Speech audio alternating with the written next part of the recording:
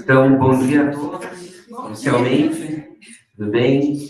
Me chamo Bruno Schmidt Silva, sou advogado, né? Fazendo óbvio que precisa ser dito. Me sinto muito feliz por estar hoje aqui com vocês, que eu sou egresso, né? Me formei aqui na PUC, na primeira turma da PUC de Direito. Também participei da primeira turma de pós-graduação daqui da PUC. Bom dia, né? Primeiramente a todos. Eu me chamo Andréa Chau, eu sou membro da Comissão de Direito de Família. Eu estou tanto na família digital. Mas, enfim, é um prazer estar aqui. Não sou egressa da PUC, mas eu conheço há muitos anos já. Me considero da PUC. Bom dia a todos, bom dia a todas. Bem?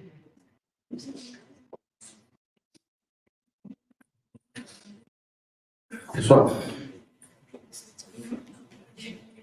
eu vou falar aí que eu acho que é melhor, porque acredito que a luz está me incomodando um pouco. E aqui eu me sinto um pouco mais à vontade. Peço licença a vocês em relação a isso. E eu gostaria de trazer aqui, primeiramente, o meu agradecimento à comissão por trazer essa temática, né, nos provocarmos essa temática e dizer que a Comissão de Direito Digital ela é tão importante que ela talvez seja a única comissão da OAB que ela consegue, com a sua temática, atingir todas as outras. Porque a temática digital está no direito de família, a temática do digital está influenciando no direito previdenciário, no direito do trabalho, praticamente todas as áreas, né? Todas as áreas. E aqui eu trouxe uma temática para a gente depois debater e trazer alguns apontamentos ou contribuições, que é a personalidade digital e uma nova expressão.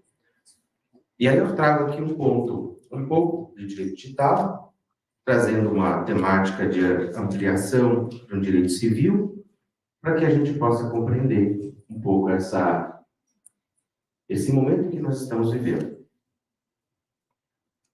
Então, para que a gente possa ter aqui uma evolução ao tema, eu fiz uma organização do que eu vou falar.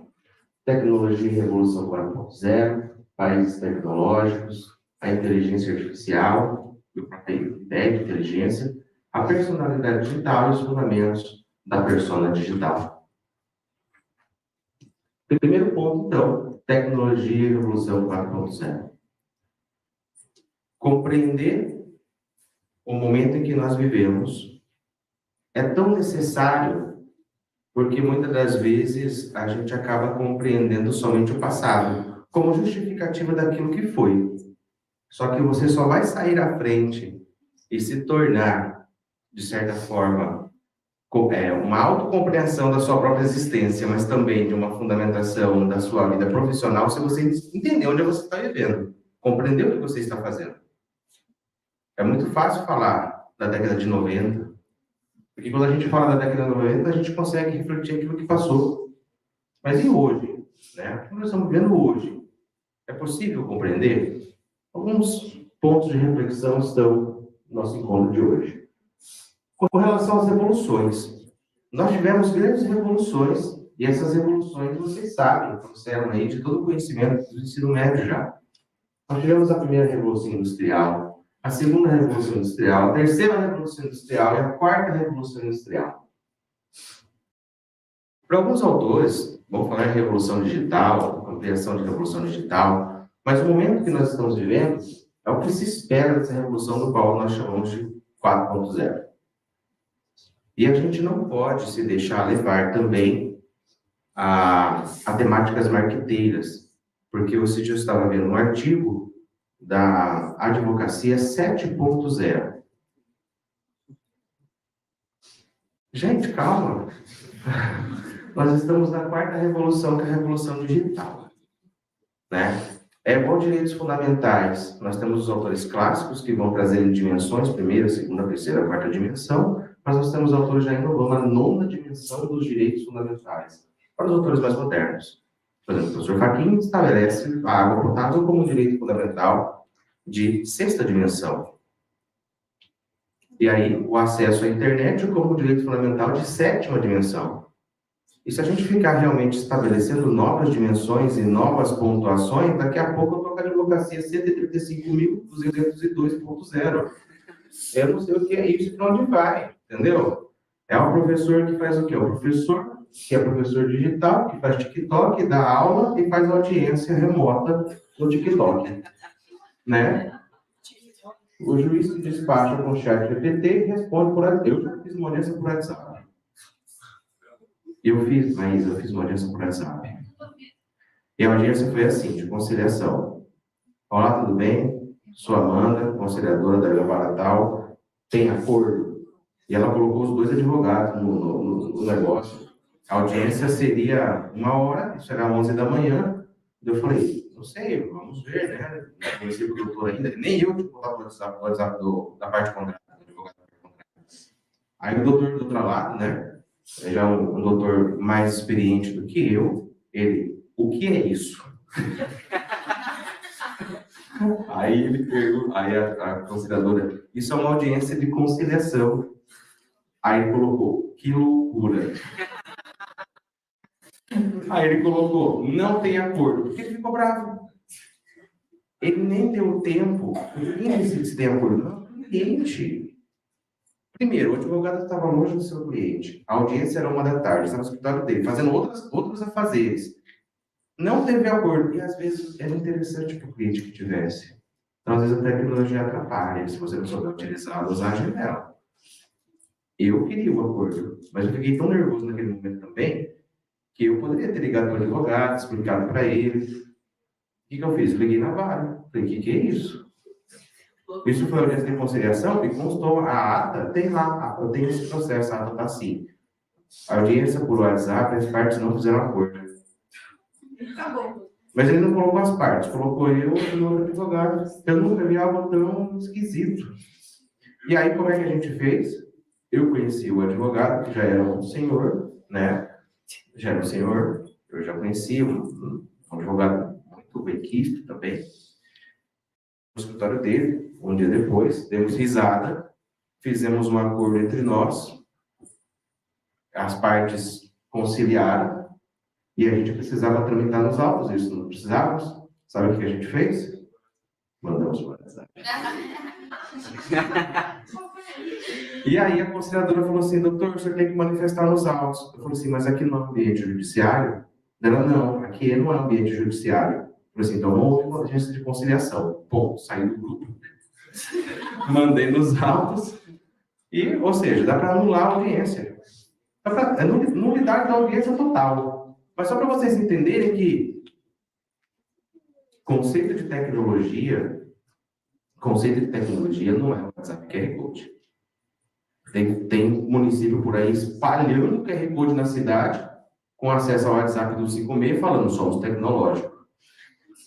Aí compra uma revistinha lá de fundo de quintal e coloca, né? O nome da cidade, vamos imaginar aqui, né? Quinta dos Passos dos Ventos do Oeste. Primeiro lugar em inovação e tecnologia entre as cidades de 50 a 70 mil habitantes, da região oeste a 500 metros da linha do Equador. Então, só vai ter ela. Quando você cria critério para estabelecer, só tem ela. Eu conheço pelo menos umas 10 cidades que estão em primeiro lugar de tecnologia no Brasil. Como é que pode? 10 cidades, vocês vão dizer para os alunos da sala, tem 10 cidades em primeiro lugar de tecnologia. E prêmio autoridade. Prêmio, ganha prêmio. Prêmio de forma dimensional. Um ganha prêmio aqui, outro ali, outro lá, São Paulo. Por quê? Gerou autopromoção. Tecnologia vende. Tecnologia vende. O conceito pessoal da origem dessa Revolução 4.0, né, ela é recente. Isso é recente. Essa conceituação é bem recente. É algo que vem agora trazer essa ideia de Revolução 4.0. Nós não temos esse conceito muito antigo. E esse conceito aqui, ele vem sendo utilizado por diversas formas, tanto para fundamentar, quanto para explicar, mas também, junto ao Fórum Econômico Mundial, foi estabelecido essa expressão, mas também de forma marqueteira. E aí é preciso esse certo cuidado em relação a essa revolução. Alguns países que hoje são considerados referência quando o tema é tecnologia, né? Coreia do Sul. A Coreia do Sul já lançou o foguete há mais ou menos, com satélite há mais ou menos um ano e meio, para a tecnologia 6G. E aí você tem o começo de uma internet, ela é considerada o começo da internet interoperável, né? Ou seja, se nós temos a internet das coisas na internet 5G, porque nós temos a possibilidade de uma menor delay, né, entre quem está transmitindo a informação e recebendo a informação, isso faz com que esse encurtamento de delay faz com que a gente tenha a internet das coisas, ou seja, uma cirurgia robótica possível através da internet 5G. O carro, né, o carro Tesla, para que ele possa ter automoção, ele precisa de uma internet 5G.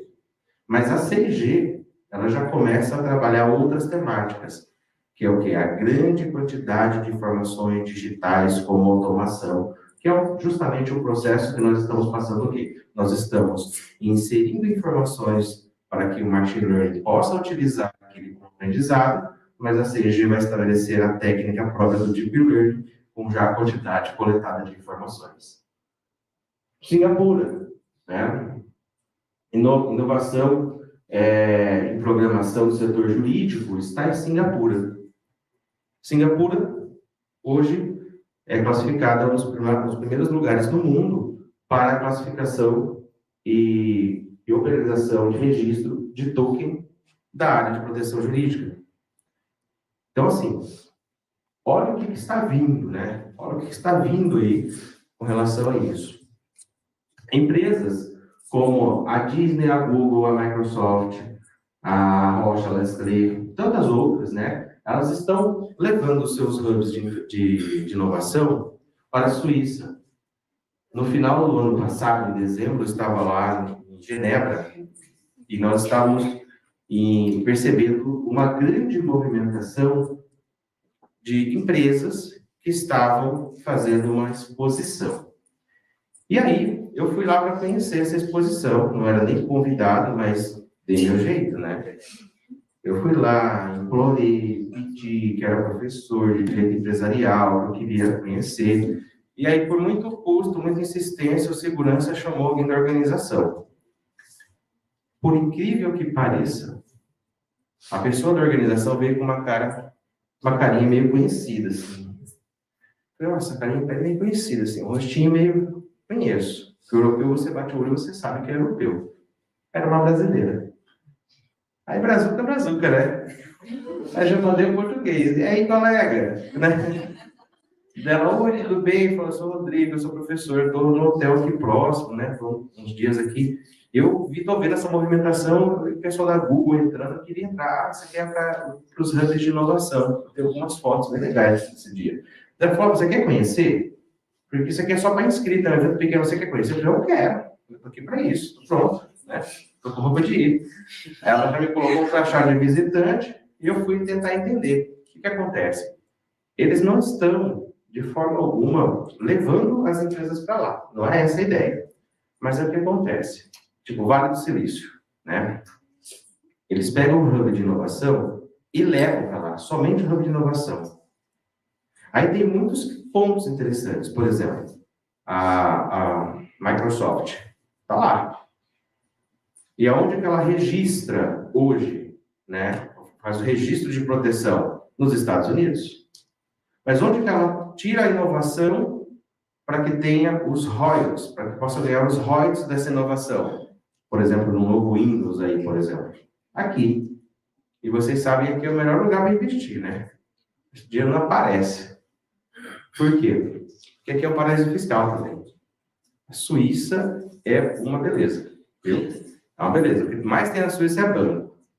Você anda ali naquela hora principal, perto daqueles dois lagos, né? Só tem banco. Banco para tudo quanto é lado, né? Empresários reduzem escritórios e investem em espaços de reuniões. O número é expressivo de empresas que estão reduzindo o tamanho de seus espaços, buscando automatizar, e a gente vai ter um problema depois, né? Que é, onde é que nós vamos nos inserir nesse espaço? Porque se vocês pegarem, desde lá, da obra, os limites do crescimento, lá do Clube de Roma, o gráfico que mostra o crescimento populacional e a quantidade de emprego diminuindo, a gente vai chegar num ponto que essa história vai explodir. E a gente precisa se antenar e se enquadrar dentro desse meio.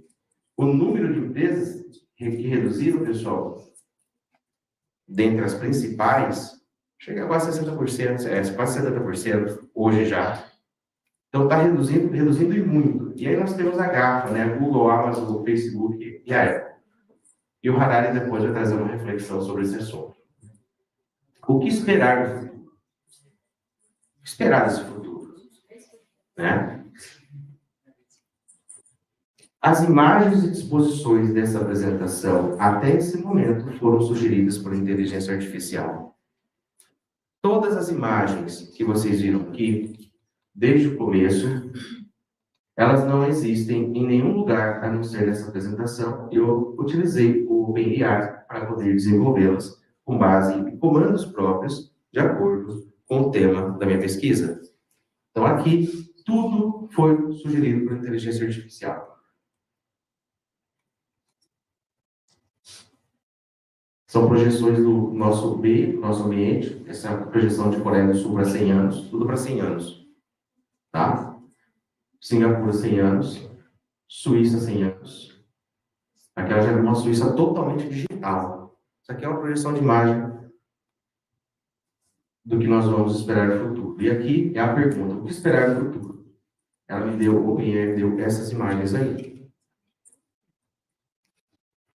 Eu olho e não me dá uma coisa boa.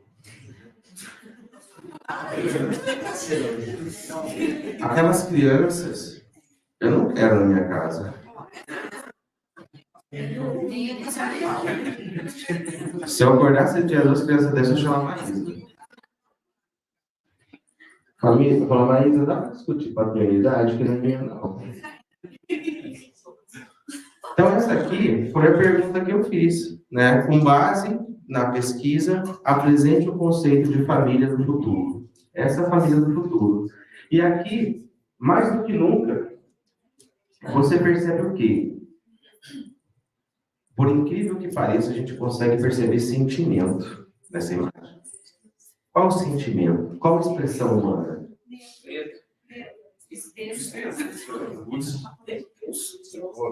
Vejam que interessante, né? Eu não ia estar família dessa nem a pau. Moro sozinho. Então, essas são as imagens e disposições dessa apresentação até aqui. E daqui para cá, em diante, aí é a minha organização de imagens. Ok? Quarta expressão, direito, personalidade. Para que isso possa acontecer, eu tive que utilizar uma SWOT nessa pesquisa para tentar compreender todos esses conceitos através de forças, fraquezas, oportunidades e ameaças. E trazendo tudo isso, todo esse cenário, LGPD, eficácia LGPD, a proteção genérica de dados digitais, né? A internet imersiva e autooperável, 6G. A única proteção que nós temos é o blockchain. Anonimato digital, como outros países existem. No Chile, por exemplo, o anonimato é considerado como um direito. E aí, com base nisso, a temática estabelecida aqui traz grande desenvolvimento das obras de Harari. Esse autor aqui é incrível, para quem não conhece, compra esses livros. Tá? Comprou? Que bom. O Harari é um dos grandes pensadores da Universidade Halita, né? Ele é um dos grandes pensadores de nosso tempo. E ele nos traz aqui a perspectiva principal, que eu acredito, seria nesse livro Homo Deus. Porque ele fala, o Sapiens ele vem trazer o quê? Resumidamente, o Sapiens ele vem trazer a história do ser humano, a relação do homem com a sociedade, desde sua origem, numa base muito antropológica, e termina de uma base mais sociológica. 21 lições para o século XXI, o título do livro é autoexplicável, né? Como a gente se comporta nesse momento, esperado comportamento humano nesse momento, e o Homo Deus praticamente é uma previsão do futuro. Para mim, é uma releitura do Admirável Mundo Novo, porque ele projeta o que nos teremos aí no futuro. E é incrível por quê? Porque você consegue ter uma noção das problemáticas existentes. Então, é algo que te deixa apreensivo, mas te prepara. Porque se você sabe o que você vai enfrentar, você sabe como você tem que se preparar para isso. E o Homo Deus, pessoal, ele não traz um cenário muito bacana, não. Né? Ele traz um cenário preocupante. Mas eu vou deixar vocês lerem a obra para que vocês possam ver o conceito de tecnologia e futuro. Bom, antes mesmo do nosso Código Civil, alguns autores estabelecem um conceito de proteção de dados para uma personalidade. E aqui, pessoal, nós temos autores como Rubens e Monte França, que vai trazer aí faculdades jurídicas cujo objeto são os diversos aspectos da própria pessoa do sujeito, bem assim de sua projeção essencial no mundo exterior. Projeção essencial no mundo exterior. E aí, no nosso código, nós temos 3 grandes grupos de expressão dos direitos da personalidade. Quais são esses 3 grupos de expressão? Porque uma coisa é características, que eu não estou falando aqui. Porque no direito brasileiro, características dos direitos de personalidade, por exemplo, o direito de disponibilidade, ele é indisponível, né? As características estão muito claras. O brasileiro conseguiu traduzir bem. Isso é uma coisa que o brasileiro levou a traduzir livro. Então, a gente traduziu bem. Ele é realmente claro a classificação. Nós também temos as características. As características também, na doutrina civilista, é muito claro. Isso não é discutível. Agora, a forma de expressão, não. A forma de expressão, não. E aí nós temos o direito à integridade física, o direito à integridade intelectual, o direito à integridade moral. Essa aqui seriam as formas de expressão previstas no nosso código. O Rubens e Monge França nos traz, então, essa perspectiva em 3 aspectos: físico, intelectual e moral. A professora Maria Helena Diniz nos traz também a mesma tríade, né? Física, integridade intelectual e integridade moral. Da mesma forma, defende a mesma classificação Francisco Amaral.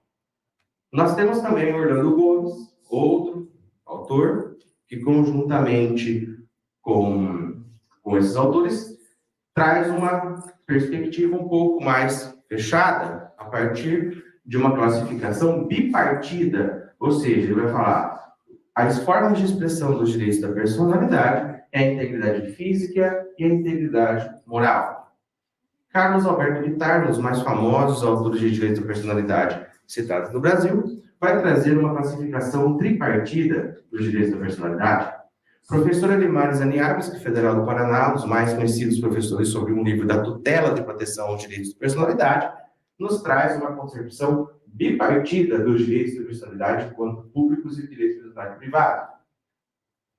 Alguns doutrinadores civilistas mais modernos, e obviamente, essas doutrinas aqui, trazem um contexto de uma origem no direito alemão, de 1930 até 1970, 80. Alguns autores mais modernos já conseguem trazer aqui uma perspectiva diferente. Por exemplo, aqui o Pamplona e o professor Paulo Stolzen falam sobre a tricotomia corpo, mente e espírito, ou seja, uma doutrina civilista já inovadora. Já traz uma inovação diferente quanto à forma de expressão em relação aos autores clássicos que nós estudamos. E aqui, nessa obra, eu consegui entender a necessidade de uma releitura dimensional dos direitos da personalidade, quando nós falamos em ambiente digital, quando eles nos falam sobre o espírito. Dimensões do direito da personalidade. Veja, direito da personalidade é forma de expressão humana. A gente expressa a nossa personalidade. Ela é expressiva. Tem características e a classificamos. Mas a forma de expressão ela é dimensional. Porque ela coexiste. Por que a gente não fala que os direitos fundamentais, né, eles são, por exemplo, a origem dos direitos fundamentais, mas a sua forma, ela se dá em forma dimensional, porque as dimensões coexistem. Então, não é geração, direito fundamental de primeira geração, segunda geração, terceira geração, porque o que você faz na geração do seu telefone? Você substitui. Você substitui. Tem um celular de primeira geração, substitui com o segundo. Celular de terceira geração, substitui com o terceiro. E aí você não consegue colocar essa forma que não é adequada, chamar geração de direitos fundamentais, porque você faz sobreposição de importância. Por isso que você coloca direitos fundamentais na classificação dimensional, que são dimensões. Porque se elas são dimensões, elas coexistem em forma de intersecção.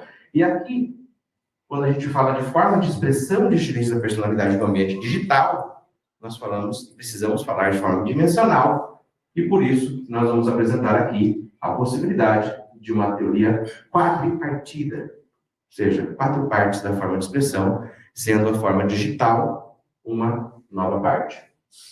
A Alexa reproduz a voz de pessoas mortas em nova função instrumental. Esse aqui foi o lançamento agora, bem recente, da Alexa.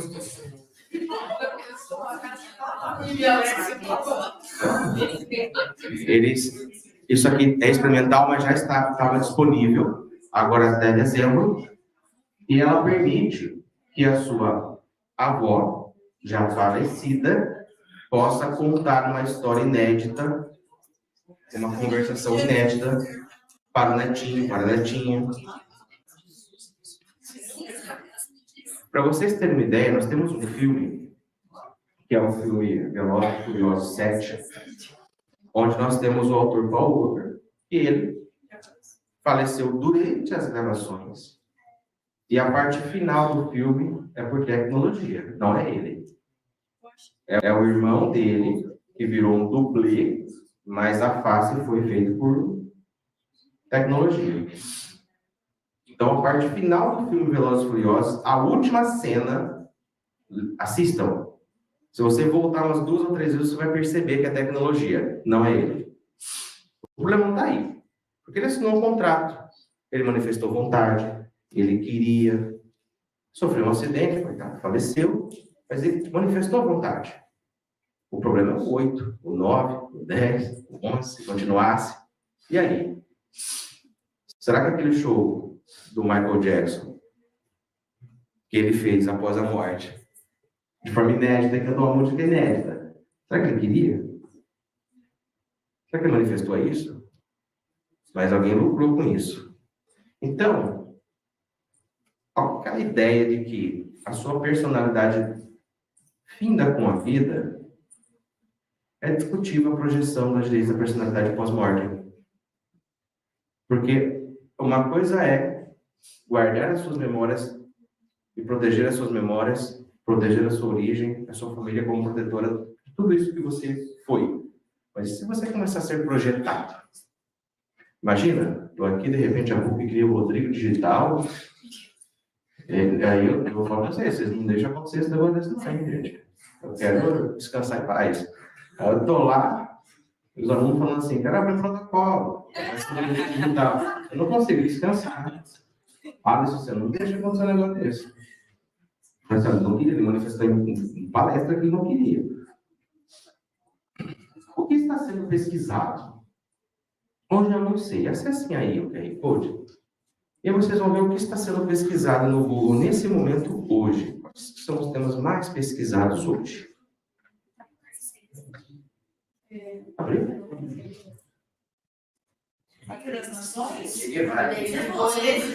Isso é a pesquisa real nesse momento. Eu achei que ia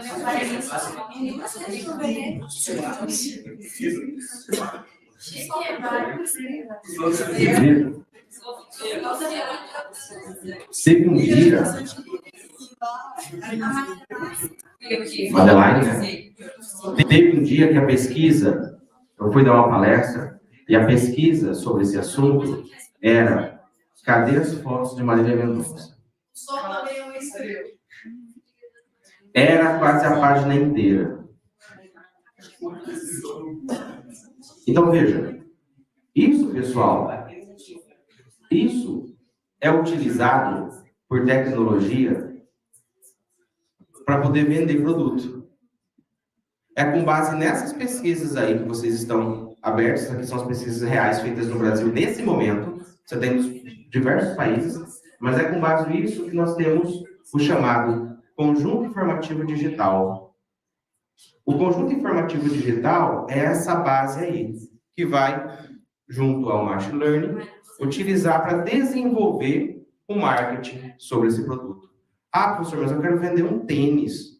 Eu sou vendedor de uma loja, tenho um tênis aqui, que agora é o tênis do Saldanha. O que ele vai fazer? Ele vai pegar uma massa de informação de hoje, vai colocar isso lá, tipo um hashtag final, para vocês entenderem de uma forma mais prática, mas dentro da tecnologia de desenvolvimento de software, ele coloca uma hashtag final de tudo que está aí hoje e coloca o meu tênis do Saldanha lá. Qualquer pesquisa que apareça isso, aparece aquela informação do meu tênis para vocês. Mas veja, isso é disponível. Na verdade, isso aí é um produto da Google para venda. Se você acessar, eles conseguem passar a informação mais precisa. Algumas universidades fizeram algumas pesquisas já sobre o comportamento humano por rastro de sua personalidade. Por exemplo, aqui, né, nós temos algumas universidades, mas principalmente no MIT, nós tivemos, e aqui tem a referência disso, né? Nós tivemos uma pesquisa sobre a expressão de personalidade de uma pessoa, de um aluno, que deveria ser descoberto junto à comunidade científica de quase 20 mil alunos, e essa descoberta ocorreu, nessa pesquisa, em 5 minutos, com 3 informações. Um livro, um time de futebol, e uma cor preferida. E time de futebol, cor preferida. Essa é a informação. Imagina se vocês dão essa informação para mim, eu tenho que encontrar vocês. Eles conseguiram encontrar de acordo com o login do aluno na biblioteca do MIT. Porque no login, era o aluno que mais curtia a informação do time, era o aluno que mais tinha já manifestação sobre essa pergunta. Então, eles conseguiram encontrar o aluno em 5 minutos. Perguntas genéricas, simples, por meio de exclusão. E aí, nós temos um questionamento, né? Essa grande pergunta. Estaríamos aí diante de uma nova figura, um novo conceito de projeção da pessoa? Como é que funciona a possibilidade de nós estruturarmos um direito ao anonimato digital? Podemos considerar a possibilidade de se tornar um direito ao anonimato digital? A gente fala tanto de direito ao esquecimento, mas será que eu posso ser esquecido em relação aos meus rastros? Aquilo que eu deixo de informação?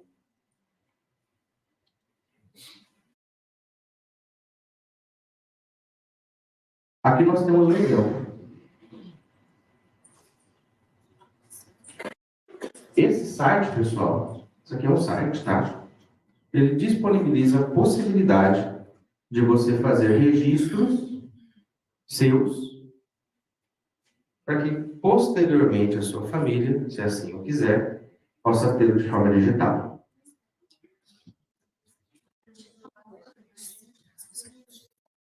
E está vendendo. Está vendendo bem. Né?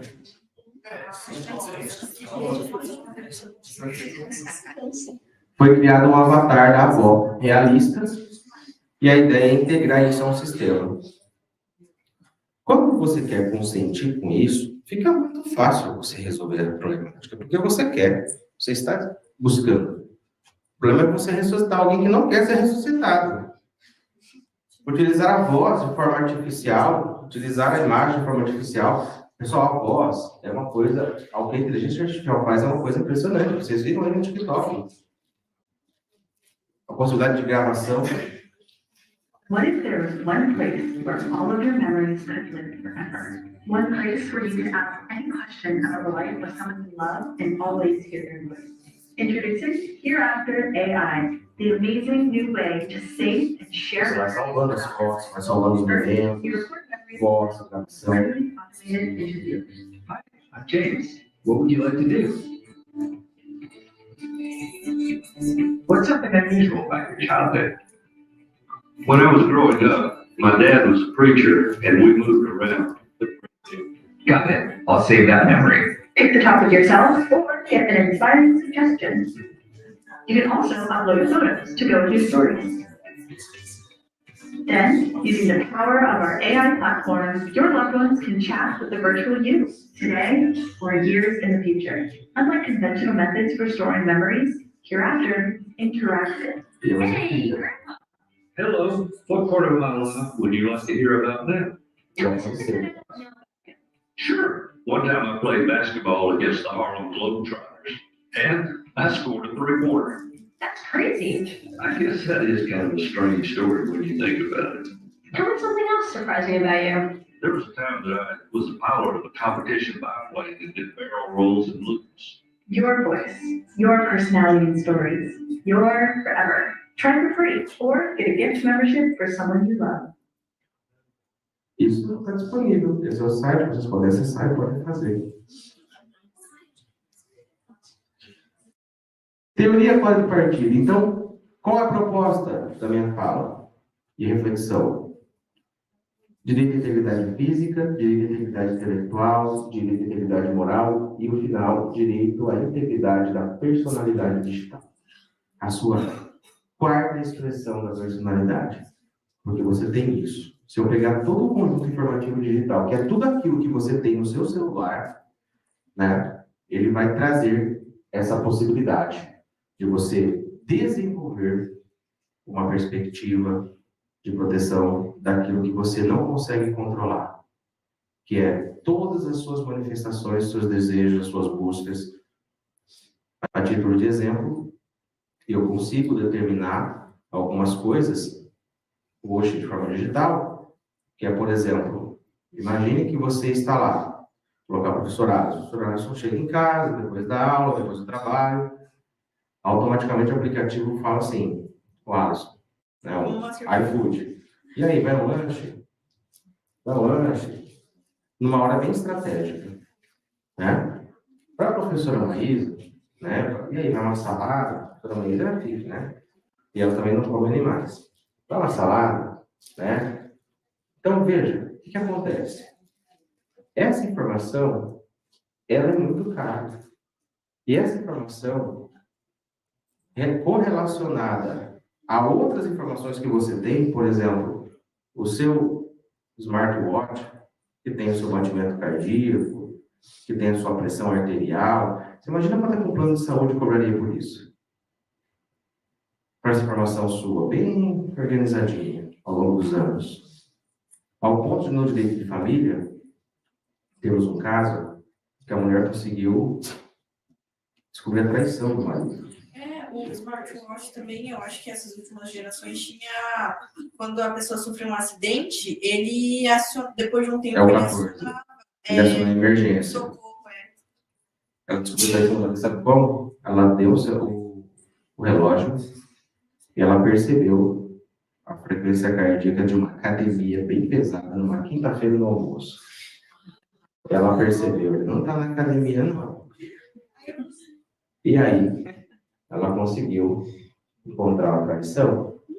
Mas veja, até características do nosso dia a dia, né? Se uma pessoa do seu convívio familiar consegue perceber que tem algo estranho no batimento cardíaco e no horário, você imagina o que um sistema consegue fazer com isso? Rastreamento de celular. Eu venho todo dia para PUC, De repente eu fico mais de 30 dias sem vir. 30 dias sem vir. Está de férias? E se eu ficar 6 meses sem vir? Perdeu emprego. Será que eu vou ter os mesmos direitos de crédito dos bancos? O meu cartão, os meus créditos de cartão vão ser os mesmos? Então, é isso que realmente nós temos que refletir. A possibilidade de proteção a uma nova forma de expressão da personalidade humana, que é o rastro de informações digitais. Muito obrigado.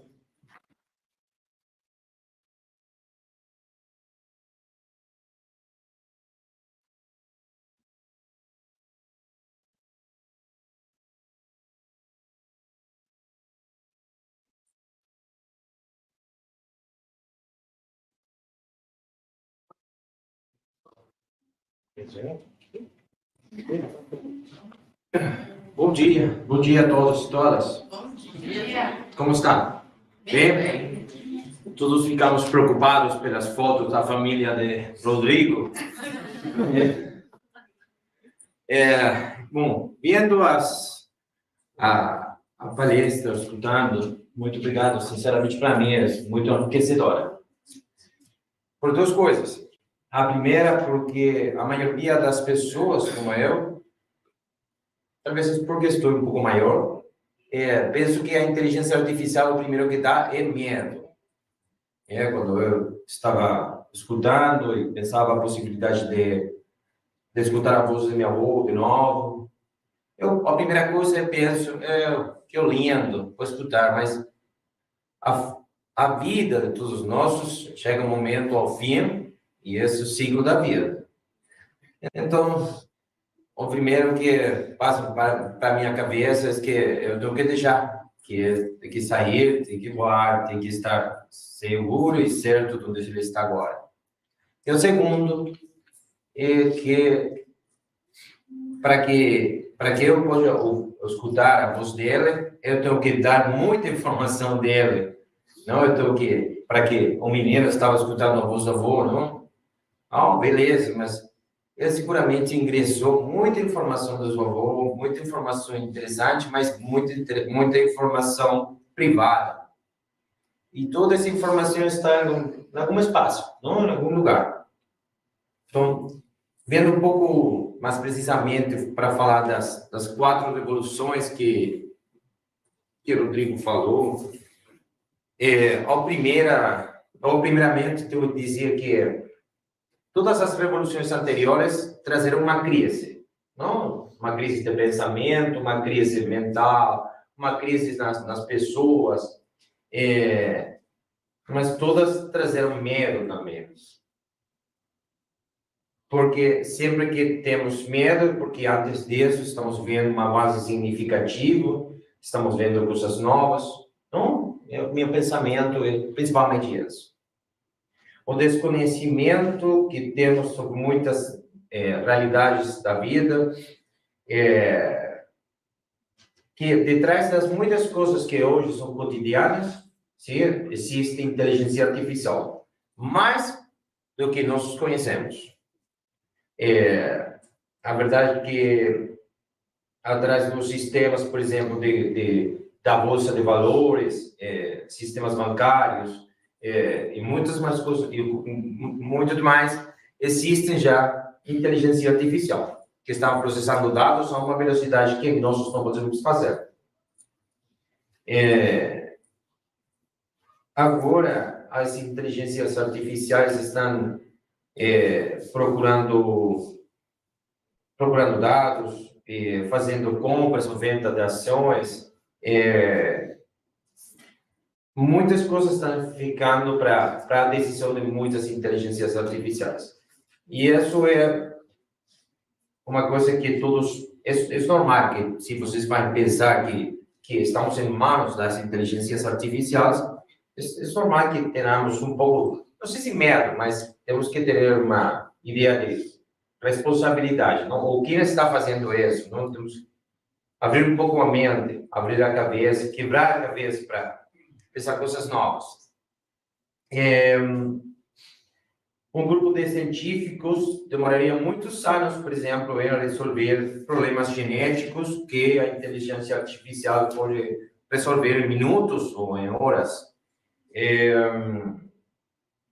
Encontrar os padrões adequados e fazer análises de dados e demais que muitas inteligências artificiais estão fazendo agora, poderia acabar com trabalhos de anos ou centos de anos, mas eles podem fazer em semanas ou dias.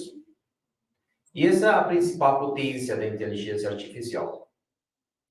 Estava pensando com uma situação do medo, não estava pensando em a guerra dos mundos. Não, está bem feito, está bem. A guerra dos mundos. Se vocês, alguns dos jovens não conhecem a história,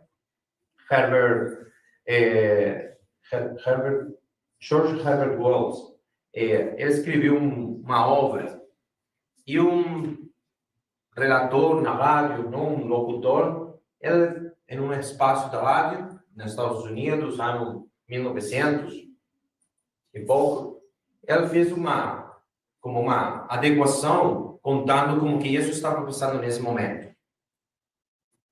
Uma invasão alienígena, uma invasão dos marcianos, todas as pessoas começaram a escutar e começaram a ter medo. E elas começaram a correr. Sim, a história conta que mais de 1 milhão de pessoas nos Estados Unidos acabaram pegando as ruas para sair da cidade, porque eles pensavam que era verdade. Não? A função do medo. Após disso, ele teve que fazer uma declaração de que foi uma brincadeira de Halloween. Uma brincadeira que saiu, não, dos parâmetros normais. Quando eu estava pensando nas tecnologias novas, estava pensando justamente isso.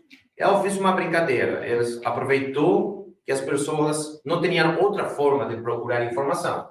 Agora, se você está escutando que agora chuva, mira pela ventana e diz, chuva ou não chuva? Eu vou procurar se tem chuva. Não creia nem sequer no que está você vendo na janela. Vai procurar pelas dúvidas. Então,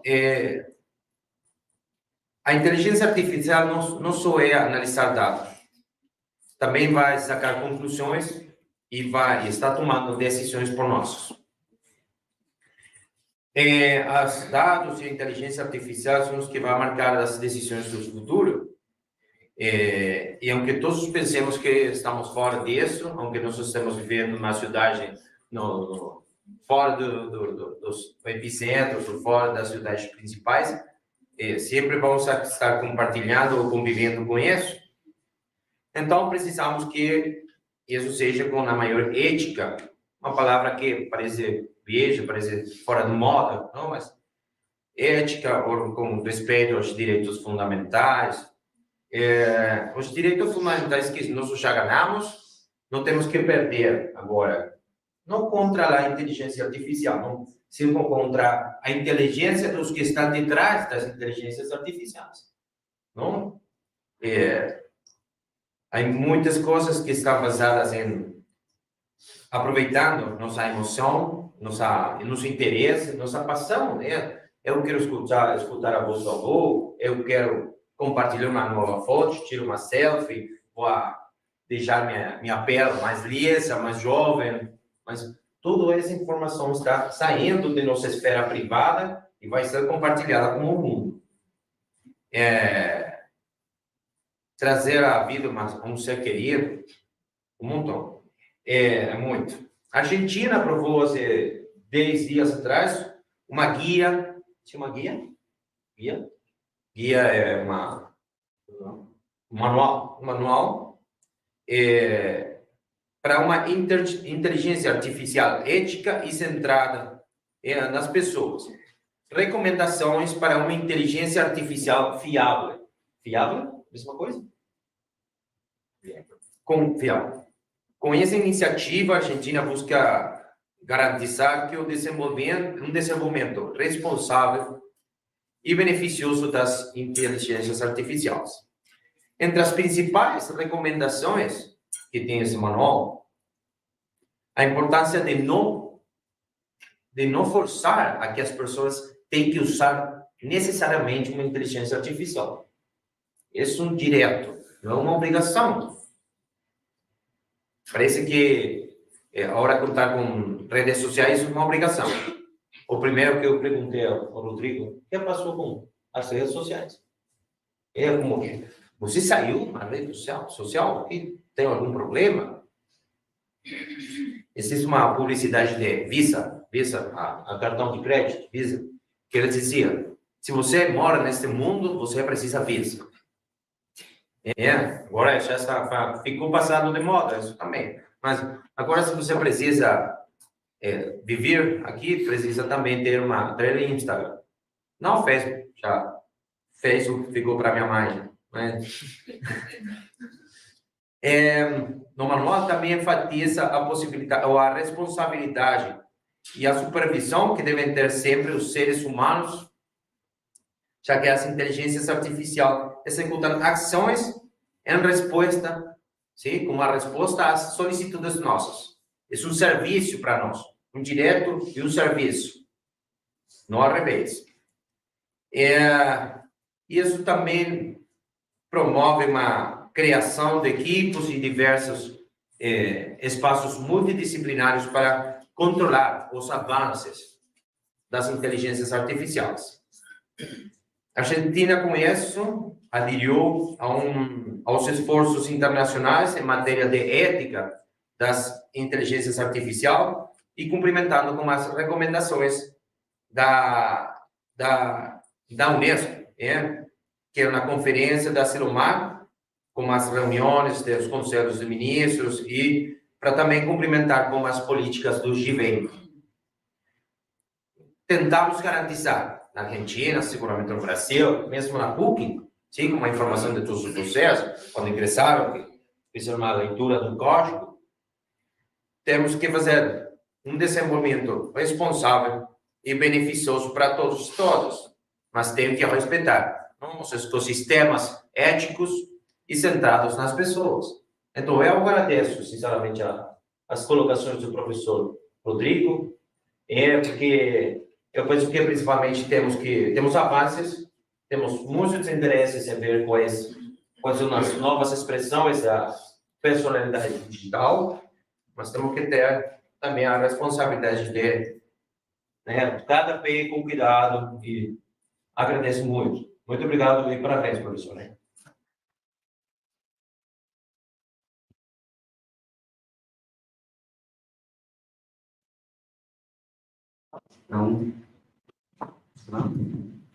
Então vamos lá. Agora vamos com da sequência, com a parte provocativa, umas reflexões, né? Que depois dessas apresentações, depois dessas reflexões que já foram feitas, eu acho que a gente já tem um terreno fértil agora para discutir as problemáticas. E agora, o que vem, né? Daqui em diante. Então, a gente elaborou algumas perguntas quase que existenciais, né? Apocalípticas, por que não? A gente conversar e ver qual que é o cenário daqui em diante. Aí você faz as perguntas para nós? Isso. Daí o professor Evangelho. Isso aqui é uma mediana, tipo, faz pergunta, faz pergunta, a gente vai conversando. Eu olhei que acho que dá para começar pela quarta já. É 1 e a 3, né? Pode na quarta. Então, eu tenho aqui algumas pautas, né, para a gente debater. E aí, a primeira dela é: seremos superados pela inteligência artificial, né? Uma vez que a gente já entendeu aqui como que funciona a dinâmica. Então, eu vou passar, depois eu... Acho que vamos começar pelos professores, Elia. Já? A resposta. Fiquem à vontade. Essa resposta fácil, né? É. Uma boa pergunta, né? Seremos superados pela inteligência artificial? Eu acredito que é uma escolha nossa de nos tornarmos cada dia mais dependentes dela, né? A gente se torna mais dependente por quê? Porque é cômodo. Existe uma certa tendência de comodismo social, porque realmente a tecnologia nos traz grandes praticidades. Imagina, você chega na sua casa, abre a porta da casa, já liga a música que você gosta, as luzes já vão acendendo, né? O seu café já vai passando automaticamente. Isso acontece no meu apartamento, aqui em Toledo. Por quê? Porque eu tenho uma gerenciadora do Spotify, aquela de café, quando funciona, é a Nespresso Expert. Está no meu celular, eu chego em casa, ela já faz o cafezinho, beleza? Está pronto, já toco a minha música, está pronto, e já liga no meu canal.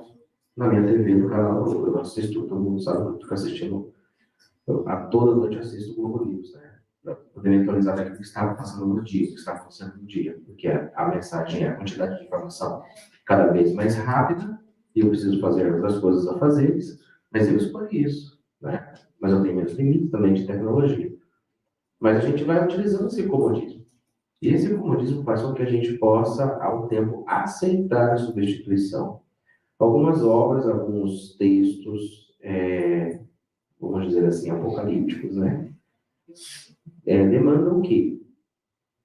A gente tem uma tendência a escolher aquilo que é inteligente, o próprio conceito de inteligência tem que ser revisto, mas inteligência artificial que vai governar o mundo.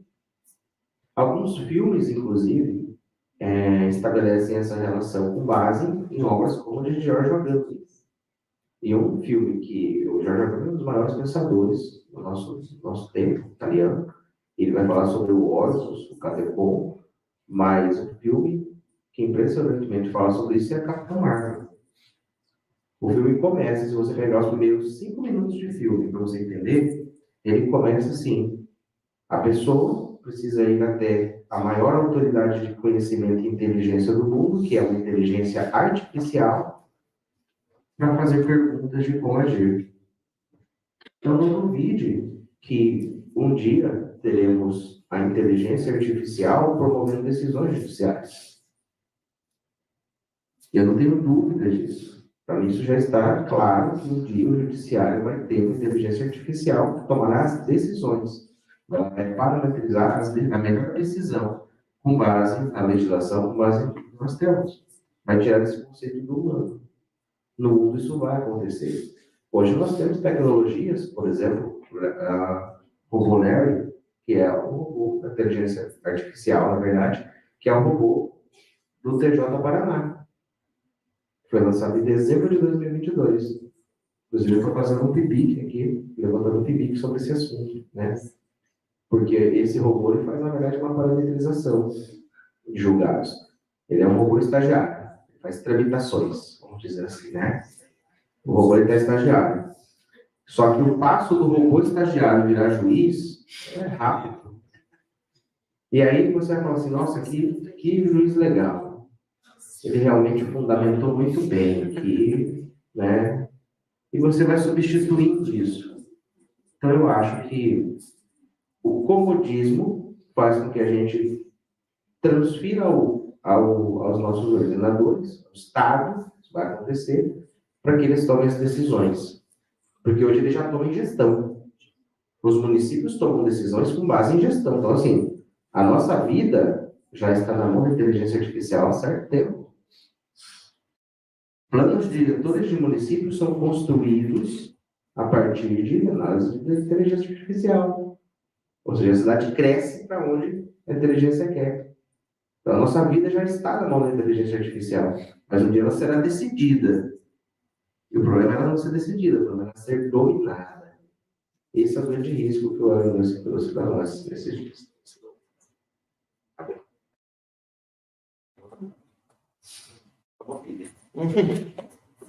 Era isso. Pode passar para mim. O microfone é inteligente também. Fala muito ou tá pela? Tive a funcionar assim, o microfone com inteligência artificial ali. Ah, Paulo, falou demais. Bem, um pouco somente, eu vou dizer. Eu penso que as inteligências artificiais cada vez são mais inteligentes, não tem limites, aparentemente não tem limites das melhoras, dos desenvolvimentos, e as gerações de pessoas cada vez são mais gerações de cristal, como dizem, cada vez são mais sensíveis, porque quando por exemplo, minha avó, eu penso, eu tinha uma máquina, e a máquina começava a funcionar mal, ou começava a fazer coisas que eu não estava dizendo, ele agarrava uma ferramenta e rompia. Isso, acabou o problema. Hoje eu tenho um celular que está funcionando mal, eu penso que tenho que fazer, para que juntos funcionemos bem, não que temos que ser parceiros. Se você funciona mal, eu tenho que superar a situação, mas eu tenho que tirar e pegar um novo, talvez. Então, eu penso que com a situação acho que com a situação da inteligência artificial, pode passar que o ser humano começa a pensar que essa inteligência artificial tem sentimentos, não, pensamos essas coisas. Eu não quero ser muito apocalíptico, não, mas eu sou um cinéfilo. E os cinéfilos temos um problema, consideramos que tudo o que passa nas películas alguma vez, bom, nos filmes, vai passar. Então, estou pensando todo o tempo que de Terminator, não sei, a Show Robot, alguma coisa dessa vai passar.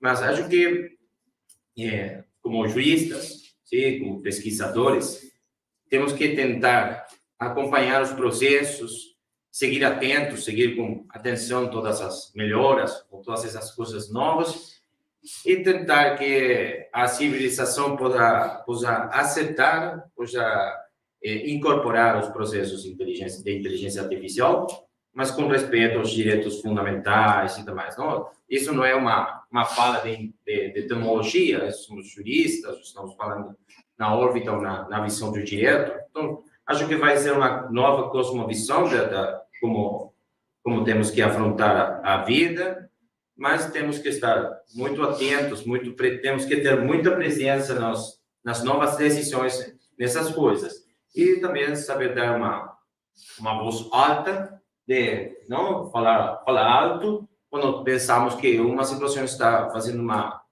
palmária violação dos direitos das pessoas, ou direitos da pessoa. Muito obrigado.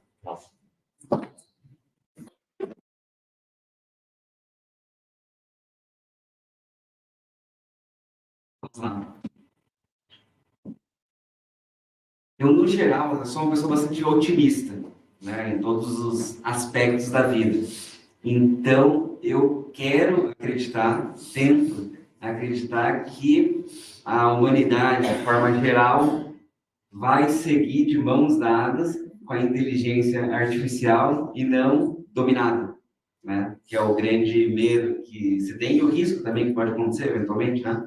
Não se sabe, até porque se você pegar a inteligência artificial geral, né, aquela que não precisa ser alimentada, não precisa das perguntas do humano, né, para que ela acaba sendo autossuficiente, né, ela está em constante aprendizado e é possível chegar num ponto que a inteligência artificial ela supere a inteligência de todos os seres humanos juntos. E a partir desse momento, né, se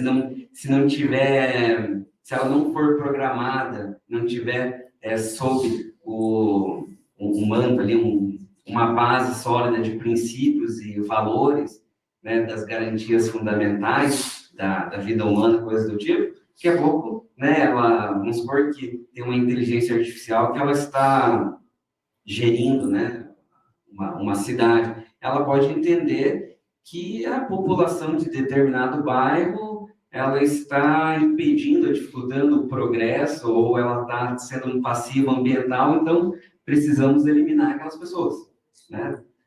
Não sei como seria essa eliminação, mas pode chegar num ponto desse e como que você vai se opor, né? Então, acho que toda essa temática, essa discussão que ela parece até um tanto exagerada, mas se você parar para refletir, não, a gente pode chegar num cenário desse, né? Então, acho que essa discussão, essa reflexão, por isso que eu acho que é tão importante cada vez mais a gente jogar a luz sobre essa problemática, esses desafios, justamente para ter um desenvolvimento saudável, né? Como a próxima pergunta, salvo engano, a gente vai falar sobre o mercado de trabalho e inteligência artificial. Não quero entrar nessa seara ainda, mas tem uma das questões, das previsões do Yuval Harari, né, no livro dele, não lembro exatamente qual deles que é, ele fala que o desafio do ser humano, né, no século XXI vai ser superar a sua própria irrelevância, porque a inteligência artificial ela vai fazer tudo e vai fazer tudo melhor, né? Então, o que a gente vai fazer? Né? Vamos supor, já tem empresas que demitem 50% do quadro aí de funcionários, porque a inteligência artificial dá conta, né, de fazer o que era feito por esse corpo técnico e até melhor. E inclusive o Harari fala que a tendência é que surge uma grande massa de pessoas irrelevantes, né, que não têm um trabalho, não têm o que fazer, e aí como é que a gente vai lidar? Daí entende que esse vai ser um dos grandes desafios.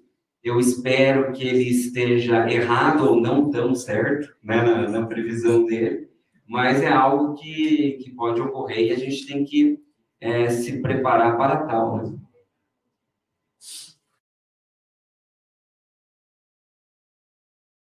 Bom, é uma questão meio complexa, né? Mas, assim, a meu ver, se existe a possibilidade, existe.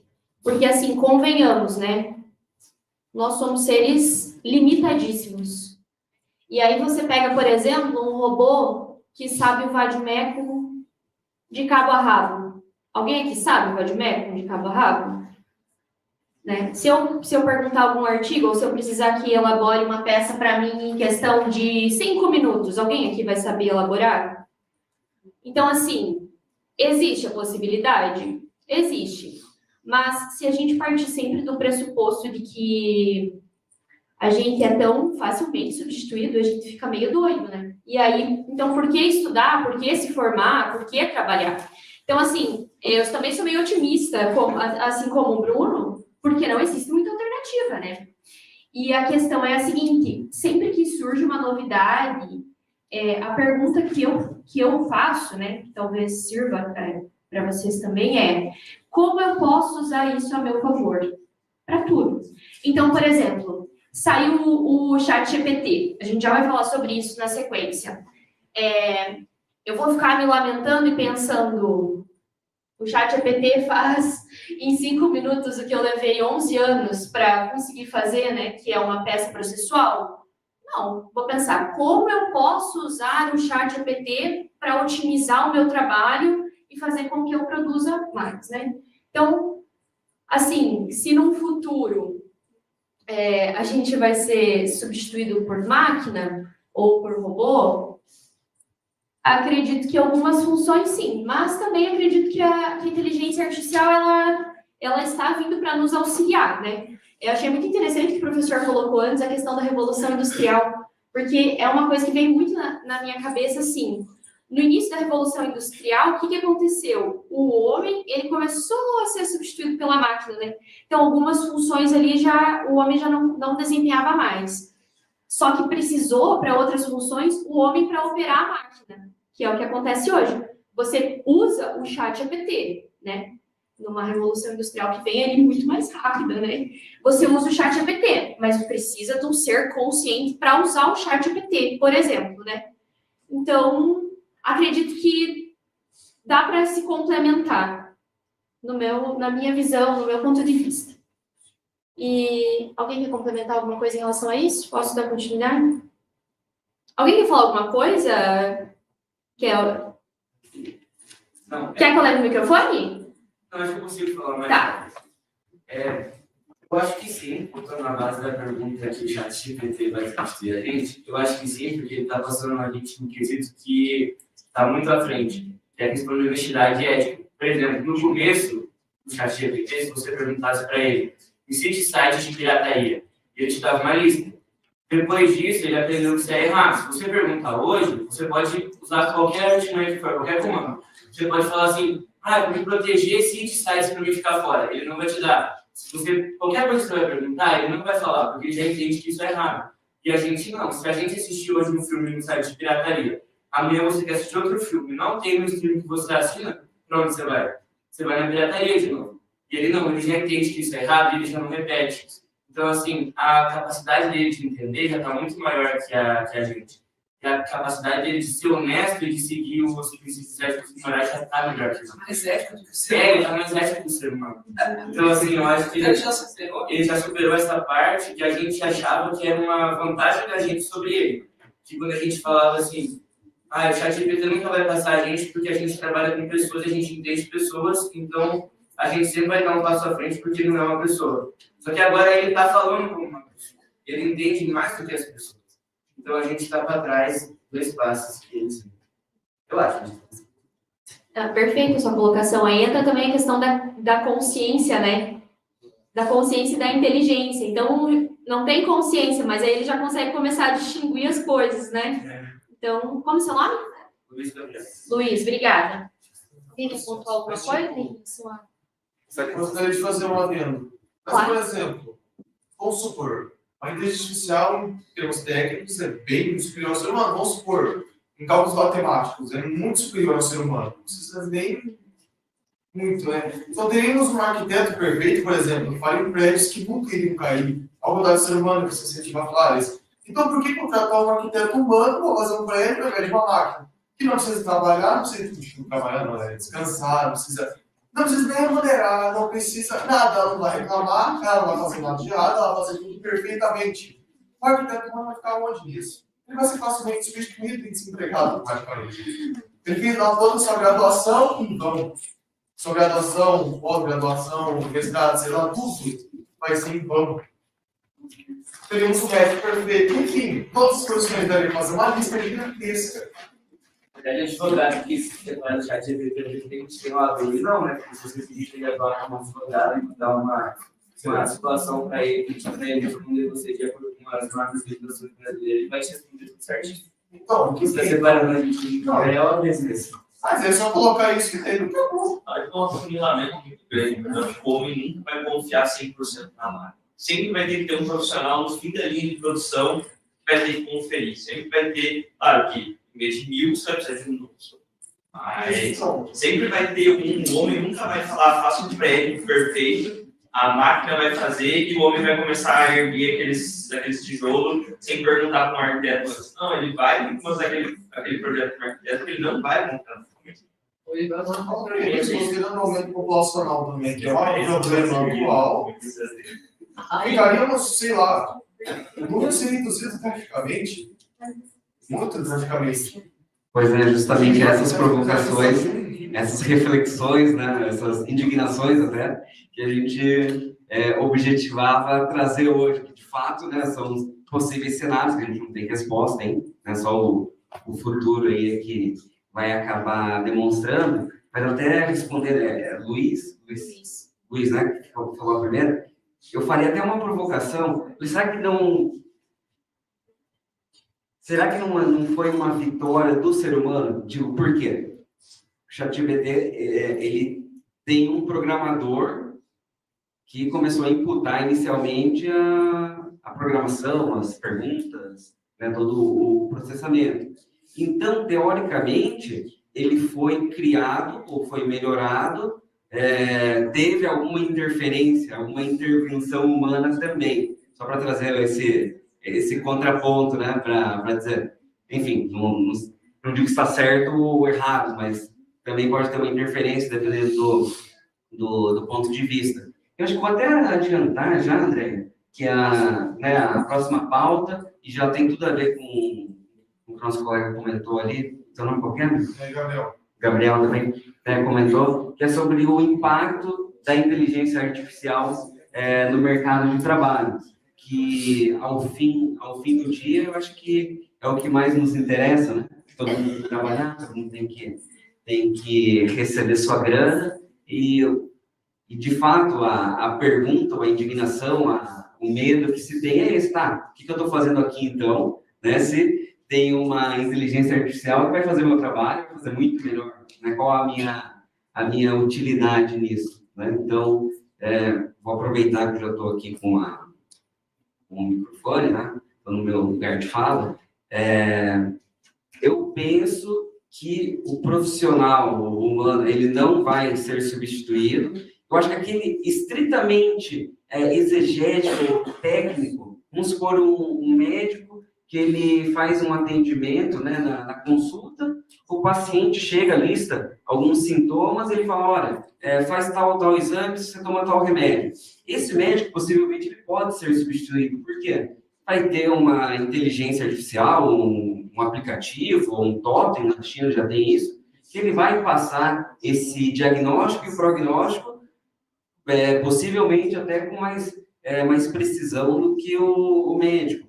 Mas aquele profissional humano, quero dizer, que sabe conversar, sabe atender. Às vezes a pessoa está com uma doença, ela está com uma dor, mas não é só aquilo, né? Ela tem uma história que ela quer te contar, ela quer falar sobre o histórico familiar dela, o que se passa, coisas do tipo. Então, esse tato humano, o profissional que conseguir transitar por esses dois mundos, né?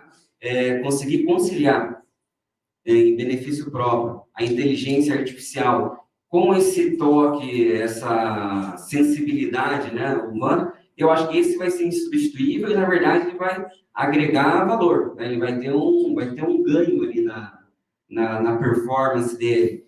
E vou voltar no exemplo do médico. Ele usando essa inteligência artificial, ele pode consultar também e falar, olha, com base no histórico dessa situação aqui, ele vai ter uma pesquisa, ele vai ter uma resposta robusta, confiável, e ele pode conciliar com o ponto de vista dele, com a experiência dele, e até traduzir essa informação de uma forma mais acessível e humanizada para o paciente. Advogado, mesma coisa, né? Se você pegar a inteligência artificial, possivelmente ela vai redigir uma peça boa, talvez até melhor que a nossa. O nosso ego diz que não, mas, né? A gente não sabe, pode ser melhor, mas o atendimento para o cliente, você entender o que ele quer, você conseguir ter aquela escuta empática, né? Entender qual que é a problemática, pensar, construir junto com ele, muitas vezes, aquela possível solução, você conseguir ouvir, trocar ideia com ele, essa questão, isso, penso que não tem máquina, não tem inteligência artificial que vai conseguir substituir essa parte humanizada. Que a gente gosta, né? Tem cliente que vai no escritório, às vezes não é tanto pelo processo, né? Ele vai lá porque ele quer conversar, ele teve um problema, estou com uma dúvida aqui, surgiu uma situação assim, assim, assada, o que você acha? Tem essa relação de empatia, de confiança, né? Um vínculo que você acaba criando, e eu penso que o profissional, no aspecto geral, que conseguir manter, eu acho que até desenvolver mais essa inteligência emocional conciliada com a inteligência artificial, vai ser um cara que vai decolar. E quem não conseguir transitar nesse mundo, ou continuar sem essa inteligência emocional, digamos assim, aflorada ou desenvolvida, esse cara vai ter dificuldade, porque vai ter uma inteligência artificial que vai fazer praticamente tudo melhor do que ele. E aí sim, voltando ao comentário do Gabriel, penso que algumas profissões, sim, elas vão ser extintas, assim como já aconteceram na história, né? Por exemplo, motorista, né? Motorista de aplicativo. Chegando num ponto em que os carros autônomos se popularizarem, né? A gente tiver essa segurança, a tendência é que eles dirijam melhor, façam rotas melhores, dirijam de forma até mais segura. Eu, particularmente, adoro dirigir, então vou tentar não abrir mão. Mas pensa com a cabeça do empresário, né? Tem uma transportadora, tem lá 50 motoristas. Você sabe que muitas vezes acaba sendo um passivo, né? É um risco ali que você tem, pegando um sinistro, uma reclamatória trabalhista, coisas do tipo. Às vezes pode se tornar um grande passivo para a empresa. Se ele consegue substituir 50 ou metade desses motoristas, né, por um caminhão, por um carro autônomo, penso que ele não vai pensar duas vezes, né, em fazer essa substituição. Porém, eu acho que depende muito do nicho, né, de atuação, mas algumas profissões penso que serão extintas, sim. Tem um cuidado muito grande, por exemplo, motorista. Você pega uma frota de caminhões, por lei, a velocidade do caminhão é 80, né? Pega a BR aí e vê, diz quantos caminhões andam a 80, né? A inteligência artificial, por lei, ela não poderia superar essa velocidade. Então, você ia ter uma desvantagem, você ia ter que reduzir. Quanto mais rápido você entrega, mais lucro você tem. Então, é claro que é uma exceção totalmente, toda a linha de pensamento, Mas se você perde um humano que pode infringir, andar, em vez de andar 80, andar 100 e poder entregar a frota que era de 1 hora em 30 minutos, você perder isso é um pouco preocupante. Porque aí se a inteligência artificial ela vai ter que seguir estritamente o que vai ser prescrito para ela. Tipo, por carro de passeio, você vai viajar, você tem que andar 110. Você pega uma BR boa, você está andando a 140, 150. Você vai chegar mais rápido na praia. Seu carro autônomo não vai poder fazer isso. Daí que entra a discussão. Será que vai liberar? Você quebra a questão de não ser ético. Se você é 110, você está a 150, você já... Sim, mas o dono está falando de caminhão. Para ele, não importa se está sendo ético ou não. Ele quer saber que o caminhão dele vai chegar 8 horas lá no porto e ele vai entregar. Se o caminhão chegar às 10, porque ele teve que andar 80, porque a inteligência artificial não pode andar 100, ele vai olhar, não, bota um caminhoneiro lá que é meu amigo, ele faz a 100. Sabia também que até quando a inteligência artificial vai obedecer a gente? Que agora ainda está, tipo, nossa coleira, a gente manda e a gente programa ela.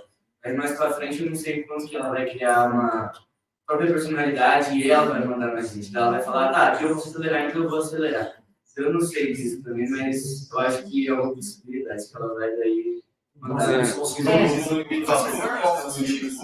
Tipo, qualquer máquina tem um limite de programação. É igual aquela série Black Mirror. É naquela série que tem que os robôs que trabalham nas residências se voltam contra os operadores e aí matam a família toda. Vocês já assistiram? Quem aqui já assistiu? Black Mirror, Enfim, não vem ao caso também. Mas era mais ou menos isso. Eles já não conseguiam mais controlar os robôs e aí os robôs eles tinham vontade própria. Então, já que a gente tem vontade própria, a gente manda nessa casa. Vamos apagar todo mundo. Alerta spoiler. Desculpa. Mas, assim, em relação à questão da extinção das profissões, enfim, que o Bruno pontuou muito bem, eu penso muito parecido com ele. A questão é que você... Quem é que faz estágio? Então, eu, enquanto estagiário, o que eu pensaria? Qual habilidade eu posso desenvolver para que eu não seja substituída? Então, isso o Bruno colocou muito bem. Tem cliente que vai no escritório, ele não vai para falar do processo, para saber, ele vai para ser ouvido, né? Que hoje, se você não conversa com a sua Alexa e pede para ela escutar, poucas são as pessoas que tiram tempo para escutar, né? Então, quais habilidades você pode desenvolver que o GPT ou que alguma máquina não vá substituir? Esse é o meu pensamento. E aí entra a questão humanizada que o Bruno falou, né? Sim. Que existem profissões que não vão ser inteiramente substituídas por conta dessa questão humanizada mesmo. Acho que para complementar, do meu ponto de vista, era isso.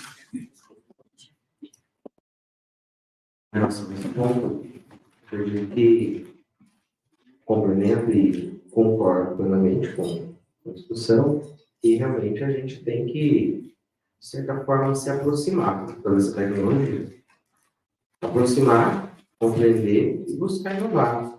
Nós utilizamos hoje algumas ferramentas, já até mesmo em atos de gestão, para tomar algumas decisões com base em parametrização de dados. Mas o próprio marketing hoje, o nosso marketing, né, ele já utiliza essa informação, aquilo que já mais chama a atenção do aluno, aquilo que menos chama a atenção do aluno, né? Então, isso realmente é bem importante em todas as áreas. No direito, especificamente, né, eu penso que a gente não vai ser assim, substituído. A substituição do humano, não. Por exemplo, mas você possa ter uma decisão judicial tomada por uma inteligência artificial, eu acredito que sempre vai ter alguém que vai tentar, por exemplo, a mediação. E a gente caminha para um momento como esse. Nada impede, por exemplo, que os magistrados possam tomar uma frente como essa, futuramente, de aproximar-se por mediação. Agora, imagina uma inteligência artificial fazendo uma mediação. Você tem lá uma situação de família, muitas das vezes, a mãe chorando, a criança chorando, e a tecnologia vai fazer o quê? ele, em sua história, ele tem uma certa dependência do outro ser humano. É uma dependência necessária. E falando um pouco do filme, né? O náufrago demonstra muito bem isso. Nem que for uma bola, você chama ela de Wilson. Mas você tem que projetar a ideia de um ser humano. Porque não existe nada mais terrível do que a solidão do ser humano. E realmente, Gabriel, quando coloca a questão da casa, hoje, Gabriel, nós temos já software que é utilizado para construção. Mas eu ainda não estou preparado para contratar via startup, um aplicativo, a minha casa. Eu quero ter alguns prazeres de chegar para o engenheiro e falar, para o arquiteta, e falar assim, qual que vai ser aqui a ideia do piso? Aqui vai ser um porcelanato, aqui vai ser isso. Eu quero ter esse prazer de conversar, de sonhar. Porque se a gente não sonha, e o sonho é a única coisa que move o mundo, o ser humano. Se a gente não sonha, se a gente não conversa, se a gente não... Nem com o processo, sonhar, ganhar um processo para advogado. Né? Quantas vezes, quem trabalha com previdenciário sabe, quanto de café se gasta em um escritório previdenciário? Muito. Por quê? Porque o idoso, às vezes ele já está buscando a aposentadoria, ele tem o sonho de se aposentar. Ele vai lá conversar com o advogado, ele faz amizade lá no escritório, conhece outras pessoas que estão na mesma situação, conversa com ela. Mas é o ser humano. Imagina você depender de um aplicativo, né? Um Jusprev aí, o doutor Jusprev, e ele fala, não saiu ainda a aposentadoria, ele acabou, previsão, 17 anos e 2 meses. Não, tem que ter o ser humano, de você falar, o advogado falar, olha, eu vou tentar, vou lá conversar, vou no cartório, como é que está o seu processo. E vai lá, e chega no cartório, tem uma pessoa, explica, é uma senhora que precisa, e precisa estar concurso para o juiz, conversa com o juiz, explica. São seres humanos. Agora, a gente só se torna humano, e nossa humanidade, de uma forma intrínseca, quando a gente tem algo que é chamado sentimento. Se realmente for frio, a gente não tem capacidade. É só ver o seguinte, quando alguém te ligava para vender um plano, quando alguém te ligava para você ser atendido, você até conversava com a pessoa. Por quê? Porque por educação. Mas por educação. Olha, desculpe, eu não posso falar no momento. Me desculpe, eu não tenho interesse porque eu já tenho um plano. Agora o robô me liga, eu desligo na cara do robô. Olá, você é Rodrigo? Eu desligo. Por quê? Eu não quero saber. Eu já sei que vão me vender um plano. Agora, se liga alguém, eu sou educado nessa pessoa, porque eu tenho humanidade, e a máquina não tem, e a gente também não tem com ela. Então, está sendo repensada a questão das ligações para venda. Porque o índice está caindo e muito. Ela é mais efetiva, porque ela liga o dia inteiro, não paga hora extra, liga até ela que você quiser. Mas quando o ser humano te liga, você vai falar com ele. Então, eu acredito que substituir o ser humano, não. Agora, reduzir a massa. Claro, isso vai acontecer. Bom, fazer breve. Estava pensando e lembrando o princípio jurídico, que seguramente vocês todos conhecem, que é Nemo plus juris. Todos conhecem? Alguém não conhece o que significa Nemo plus juris? Alguém? É? Não sabe? Quem é sua professora? Tome nota. Bem, o princípio Nemo plus juris quando se ipse haver transfer post-est. O que significa? Ninguém pode passar um direito, sim, uma potestade mais grande da que ele tem. Da que ela tem. Eu não posso dar a você mais direitos sobre uma coisa que os direitos que eu tenho. Compreende? Falei bem? Sim. Então, estava pensando nisso, não? Porque acabando um pouco com as ideias, com os medos apocalípticos que temos hoje, eu pensava em a possibilidade de que os sistemas feitos para a inteligência artificial tenham tenham próprias regras criadas pelas inteligências artificiais. Não? Eu penso que até é abusivo pensar que inteligência artificial vai ser regulada, não, no futuro pelas próprias regras criadas pela inteligência artificial. Não, nós falamos que as inteligências artificiais vão tomar decisões, vão a ter dados, vão gerar dados e vão fazer regras. Então, acho que é uma ideia um pouco perigosa pensar que nós estamos dando à inteligência artificial a possibilidade de... Estamos dando um trabalho à inteligência artificial, mas elas, ou elas, não sei o que, com o tempo, vai terminar acabando sendo nossos donos, ou nossas... Não sei se é estranho falar disso, não? Mas como essa coisa do artigo, não? Ela, eu penso que estou botando o exemplo de minha avó, não? Que ela tinha uma máquina que só funcionava bem, ela acabava rompendo ela com uma ferramenta. Se um cavalo estava doente, o que fazia meu avô? Matava. Acabava com a vida dele. Hoje, minha avó, se ela desperta agora de novo, eu dizer, não, você não pode fazer isso porque ele tem direitos. Quem é ela? Cavalo. Essa coisa? Sim, é ela e tem nome. Caramba. Na Argentina, nós temos direitos da personalidade dos animais. Sim? Os animais são pessoas, não são pessoas humanas. Mas aguarde, tem tempo. Mas são pessoas. Tem direito. Se eu um dia estou ao cachorro dizendo, você não tem que fazer isso, você está fazendo o bolo, não tem que fazer. Uma pessoa pode dizer, você está maltratando o cachorro. Você não tem direito para falar assim, porque ele é uma pessoa. Então, imagina no futuro, direito da integridade da inteligência artificial. Um dia uma pessoa encontra que eu estou dizendo a um avô, estou falando com ele, dizendo, você fez o mal, você está fazendo mal seu trabalho. Tem que tratar assim, pobre inteligência artificial, tem sentimentos, tem nome. Eu tentei 2 vezes trabalhar com inteligência artificial, com ChatGPT. A primeira vez foi muito bom, porque perguntei qual é o time mais grande do futebol da Argentina. Respondeu River Plate. Correto. A segunda vez, quem é o melhor presidente da Argentina? Traz uma explicação histórica, mas acabou dizendo que o presidente Perón é o mais popular, mas não diz que é melhor. Está bem, porque faz uma aclaração que não tem conhecimentos, ou não é periodista, ou uma coisa assim.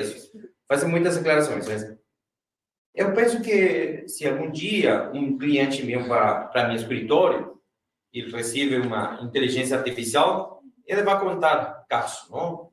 E a inteligência artificial no momento vai ter uma alta temperatura, vai dizer, eu não sou psicólogo, eu não sou economista, não, nosso trabalho é esse, não?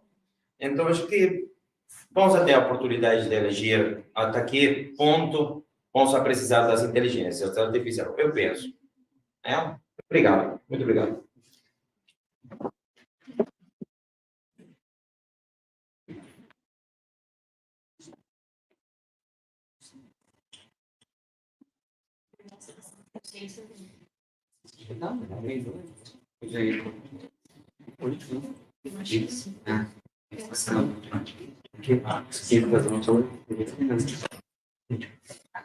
Então, a última pauta é como funciona